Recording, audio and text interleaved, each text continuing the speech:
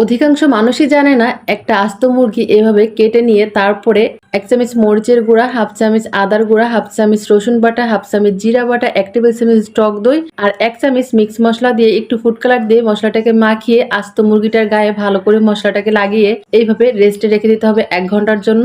এরপরে 1/2 কাপ পেঁয়াজ কুচি, ১৫-২০টা কাজু বাদাম, ৮টা-১০টা কাঠবাদাম, কয়েকটা কিশমিশ, ১ টেবিল চামচ জিরা বাটা, ১ টেবিল চামচ টক দই আর ১ চামচ শাহি মসলা দিয়ে ভালো করে ব্লেন্ডারে ব্লেন্ড করে নিতে হবে। এরপরে আস্ত মুরগিটার ২ পা বেঁধে এরপরে টুথপিক দিয়ে ভালো করে এভাবে গেঁথে দিব। এরপরে তেলের মধ্যে ভেজে নিতে হবে।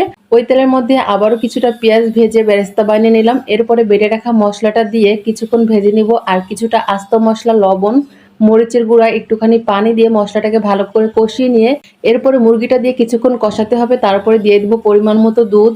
দুধ দিয়ে মুরগিটাকে রান্না করে নিব। এরপরে কয়েকটা ডিম সিদ্ধ দিয়ে আবারও কিছুক্ষণ রান্না করে পরিবেশন করলে তৈরি হয়ে যাবে আস্ত মুরগির রোস্ট। এরপরে চাইলে এভাবে পোলাও ভাত দিয়ে ডালা তৈরি করে রাখতে পারেন। দেখতে সুন্দর লাগবে, খেতে ভালো লাগবে।